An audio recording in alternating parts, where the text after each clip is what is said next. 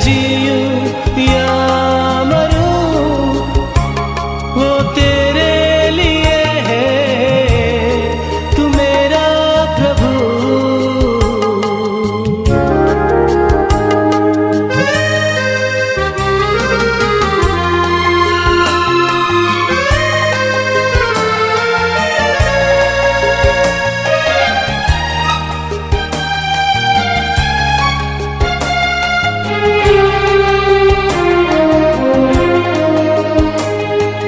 पिछला सब भूल कर मैं आगे दौड़ा चलूं, जो मेरे लिए धन था उसको मैं त्याग दूं।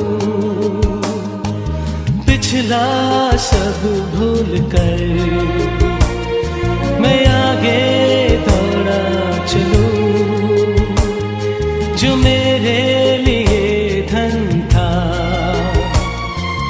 उसको मैं त्याग दूं, कि मैं पाऊं उससे पुरस्कार। दौड़ा मैं जाऊं कि मैं पाऊं उससे पुरस्कार।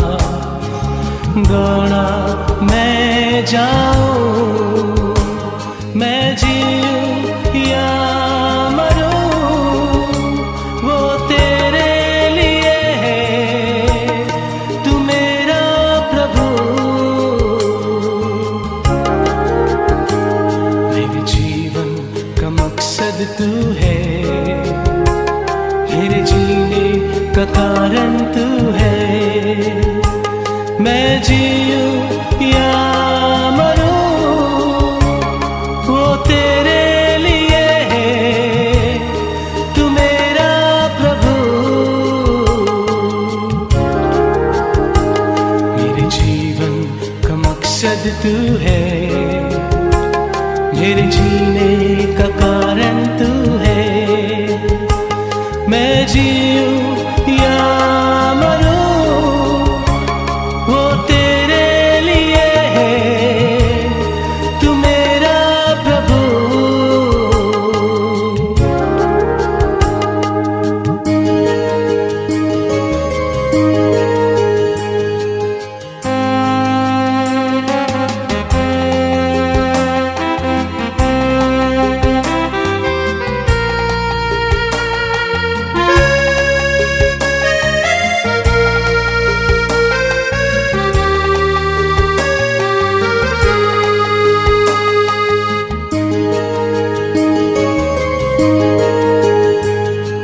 मुझ पर हुई है कृपा, बेकार न जाने दूं। जिसने मुझे है चुना उसकी ओर मैं बढ़ूं।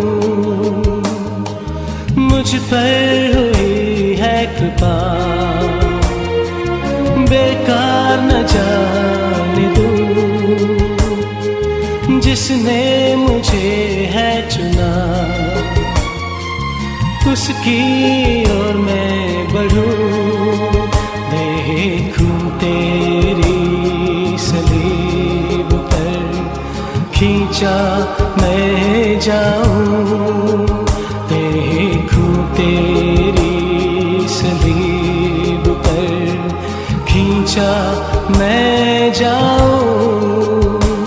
मैं जीऊं या मरूं वो तेरे लिए है, तू मेरा प्रभु। मेरे जीवन का मकसद तू है, मेरे जीने का कारण तू है। मैं जीऊं या मरूं वो तेरे लिए है, तू मेरा प्रभु। जीना साधु किशन सिंह की जीवंत साक्षी के बारे में हम लोग देख रहे थे। 5 भाग हम लोग देख चुके हैं। आज हम छठे भाग में जाएंगे और उसका शीर्षक है लाहौर में सन 1941 से 1944 तक। रेल में ही किशन सिंह ने अपनी जख्मी होने की सारी कहानी मिशनरी को बता दी थी। मिशनरी उसे जल्दी से जल्दी डॉक्टरी सहायता पहुंचाना चाहते थे, इसलिए स्टेशन से अपने कंधे पर उठाकर दौड़ते दौड़ते निकट के रास्ते से अस्पताल पहुंचे। तब तक खून बहुत निकल गया था। किशन सिंह बेसुध हो गया था।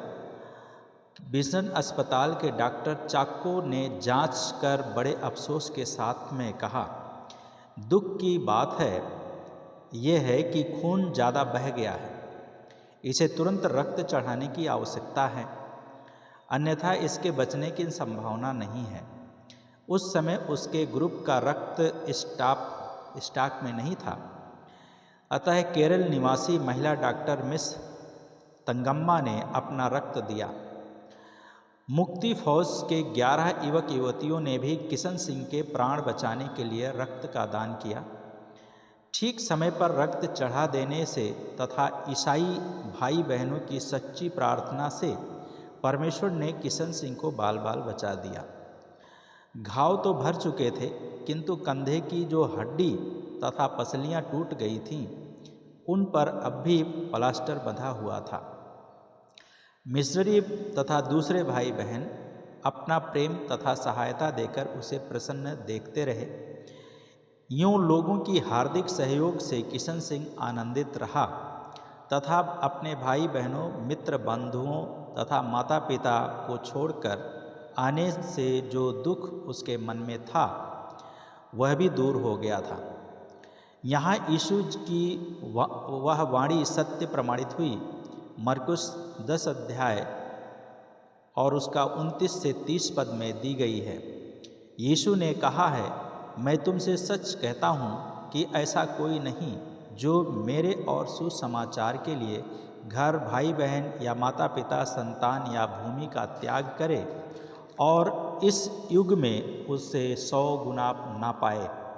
घर, भाई बहन, माता पिता, संतान या भूमि, साथ ही साथ अत्याचार तथा आने वाले युग में शाश्वत जीवन। थोड़े दिनों तक अस्पताल में रहने के बाद किशन सिंह पूर्ण स्वस्थ हो गए।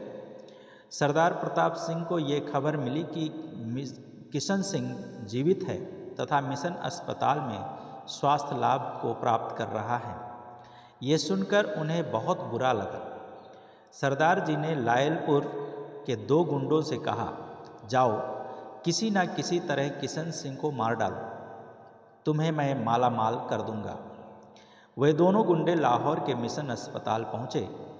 उन्हें यह मालूम नहीं था कि किशन सिंह किस वार्ड में है। उनमें से एक ने अस्पताल के एक कर्मचारी से पूछा, किशन सिंह नामक एक युवक किस वार्ड में ठहरा है? हम उसके रिश्तेदार हैं, उससे मिलने के लिए आए हैं। अच्छा, तुम दोनों यहीं ठहरो, मैं अंदर जाकर उसका पता लगा कर आता हूँ। कर्मचारी इतना बताकर अस्पताल के भीतर गया। संयोगवश वहाँ लेडी डॉक्टर तंगम्मा से भेंट हुई तो उसने डॉक्टर से पूछा, क्या यहाँ किशन सिंह नाम का कोई युवक है? उसके परिवार के 2 व्यक्ति उससे मिलना चाहते हैं। उन लोगों ने किशन सिंह के वार्ड का नंबर भी पूछा है। यह सुनते ही तंगम्मा बेचैन हो उठी। यह किशन सिंह के बारे में बहुत कुछ जानती थी। उसके मन में यह संदेह होने लगा कि कहीं ये लोग उसे मारने के लिए तो नहीं आए हैं। फिर भी उसने कर्मचारी को वार्ड का नंबर बताया और कहा कि उन्हें उस वार्ड में ले आओ। उसका मन आशंका से विचलित हो रहा था। वह सीधे उस कमरे में पहुंची जहां किशन सिंह लेटा था। दोनों अपरिचित व्यक्ति किशन सिंह के कमरे के सामने खड़े होकर थोड़ी देर कुछ रहस्यपूर्वक बातचीत करते रहे। इसके उपरांत अपनी अपनी जेब में हाथ डालकर दरवाजे को खटखटाने लगे। थोड़ी देर पश्चात डॉक्टर तंगम्मा ने दरवाज़ा खोला और उन आगंतुकों से प्रश्न किया, तुम लोग कौन हो? क्या चाहते हो? अपरिचितों ने उत्तर दिया, हम किशन सिंह के रिश्तेदार हैं और हम उससे मिलने के लिए आए हुए हैं और मिलना चाहते हैं। लेकिन लेडी डॉक्टर तंगम्मा सतर्क थी। उसे उन लोगों के कुविचारों की सनक लग चुकी थी।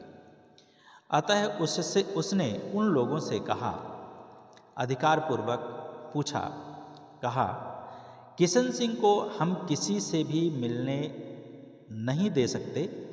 तुम उससे जो भी कहना चाहते हो उसे लिखकर दे दो, हम उसके पास पहुंचा देंगे। लेकिन वे दोनों इस बात से सहमत नहीं हो सके। वे जबरदस्ती से भीतर घुसने लगे तो डॉक्टर तंगम्मा उनका रास्ता रोककर खड़ी हो गई तथा भीतर जाने नहीं दे रही थी। इतने में दूसरी एक नर्स भी वहां आ पहुंची। उसे देखते ही डॉक्टर तंगम्मा को और भी धैर्य हुआ। वह जमकर खड़ी हो गई। अपरिचितों को अपने कार्य में सफलता ना मिल रही थी। अतः डॉक्टर तंगम्मा पर बहुत गुस्सा दिखाने लगे। डॉक्टर को वहां से हटाने का प्रयत्न भी करने लगे और उस पर 2 हाथ लगा भी चुके थे। डॉक्टर तंगम्मा ने द्वार की चौखट को इतनी मजबूती से पकड़ रखी थी कि उन गुंडों से उस पकड़ को शिथिल किया ना गया। डॉक्टर तंगम्मा ने गुंडों से जोर देकर कहा, अब मैं किशन सिंह की मां हूं। पहले मुझे रास्ते से हटाओ, उसके बाद ही तुम लोग किशन सिंह को पा सकते हो।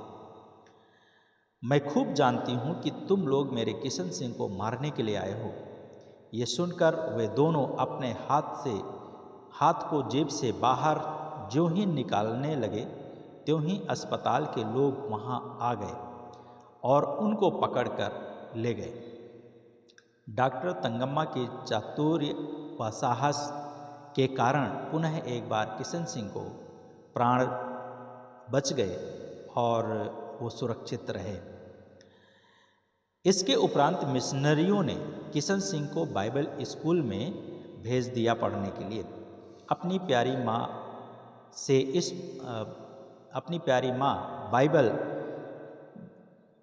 प्यारी माँ से अर्थात धनन कौर जी से जो बाइबल की शिक्षा उन्हें मिली थी वह अब सर्वोत्तम प्रतीत होने लगी थी। फिर भी वह स्कूल के नियमानुसार कक्षा में उपस्थित होता रहा। सन 1942 में लाहौर के अनारकली नामक बाजार में सबसे पहले बाइबल का प्रवचन देने के लिए किशन सिंह निकले। युवा साधु किशन सिंह का दिव्य उपदेश सुनने के लिए सैकड़ों लोग उपस्थित थे। युवा साधु जी ने बड़े उत्साहपूर्वक प्रभु परमेश्वर यीशु का वचन तथा उसका प्रेम और महिमा और उसका अपूर्व त्याग लोगों को बता रहे थे। सारे लोग एकाग्रचित होकर के ध्यान मग्न होकर के सुन रहे थे। उन श्रोताओं में किशन सिंह के परिवार के कुछ लोग भी शामिल थे। वे साधु जी से बड़े प्रेम पूर्वक मिलने तथा उन्हें सादर आमंत्रित कर अपने घर ले गए। घर ले जाने के बाद में साधु जी बड़े आनंद के साथ में उनके घर में गए और लेकिन उन लोगों का प्रेम झूठा था। उन लोगों ने जो भोजन साधु जी को खिलाया था उसमें विष मिलाया दिया गया था। लेकिन साधु जी को इस बात का पता न था। ये तीसरी बार थी। वे भोजन समाप्त कर अपने स्कूल की ओर जा रहे थे कि अचानक उनके पेट में भयंकर दर्द होने लगा। उनसे यह व्यथा सही न गई तो पेट पकड़कर वहीं रास्ते के किनारे बैठ गए।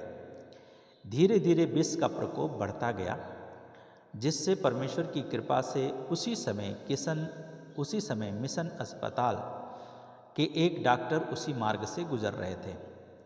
उन्होंने साधु जी को इस दयनीय अवस्था में देखी तो झटपट उन्हें अस्पताल ले गए। अस्पताल में जो भी डॉक्टर, नर्सें तथा ईसाई भाई बहन उस समय उपस्थित थे, वे सारे के सारे आकर उसे घेर कर बैठ गए तथा उसके जीवन दान के लिए प्रभु परमेश्वर से प्रार्थना करने लगे। डॉक्टर तंगम्मा ने झटपट 2 किलो घी मंगवाकर किशन सिंह को धीरे धीरे पिला दिया, जिससे जो उल्टी आई उसके साथ सारा विष निकल गया। थोड़ी देर के उपरांत किशन सिंह मृत्यु के चंगुल से बाल बाल फिर से बच गए। यह देखकर उपस्थित लोगों के मुख पर आनंद की रेखाएं उमड़ पड़ी। सभी ने प्रभु परमेश्वर का धन्यवाद किया। मरकुस की किताब 16 अध्याय उसका 18 पद में यहाँ पे 100% ये वचन प्रभु का सत्य है। और यहाँ पे एक गवाही के रूप में हम देखते हैं कि यदि वे विष पान कर लें तो भी उनको इससे कुछ हानि ना होगी। बाद में ज्ञात हुआ कि जो विष उनके परिवार के लोगों ने भोजन में मिला दिया था वह उनके पिता सरदार प्रताप सिंह की प्रेरणा से ही था। बाइबल में कहा गया है कि मनुष्य के शत्रु उसके घर के ही लोग होंगे। उसमें और भी कहा गया है कि पिता पुत्र का घात करेगा और पुत्र पिता का। यह बात साधु किशन सिंह के जीवन में सत्य सिद्ध हुई। परंतु जाको राखे साइयाँ मार सको ना कोई, बाल ना बाका कर सके जो जग बैरी होए। ये बहुत ही परिचित एक दोहा है जिसको हम सभी लोग बोलते हैं कि जाको राखे साइयाँ मार सके ना कोई, बाल ना बाका कर सके जो जग बैरी होए। संसार बैरी है, लेकिन फिर भी परमेश्वर यदि हमें सुरक्षित रखा है तो कोई भी हमारा बाल बाका नहीं कर सकता है। यानी परमेश्वर जिसकी रक्षा में लगा है उसे कोई मार नहीं सकता है। सन 1943 में साधु किशन सिंह पर एक और विपत्ति आई, लेकिन उनका एक दिली दोस्त उनको बचाकर खुद बलिदान हो गया। यह घातक विपत्ति उस समय हुई थी जब किशन सिंह अपने कुछ ईसाई मित्रों के साथ बाइबल के विषय पर बातचीत कर रहे थे और सब मित्रगण किशन सिंह की बातों में मग्न थे कि एक व्यक्ति हाथ में खंजर लिए हुए किशन सिंह के पीछे आकर खड़ा हुआ और ज्यों ही उसकी पीठ पर खंजर से आघात करने को तैयार हुआ, त्यों ही अजीज नामक एक युवक ने बीच में आकर उस आघात को अपने सीने पर रोका और चीख पड़ा। पल भर में सब कुछ हो गया। मित्रों ने जिस ओर से चीख गूंज उठी उस ओर मुड़कर देखा तो देखते क्या है, अजीज जमीन पर घायल हो मछली की तरह तड़फ रहा है। साधु किशन सिंह उसके निकट गया और उसके सिर को अपनी गोद में रखते हुए व्यथा भरे स्वर में पूछ बैठा,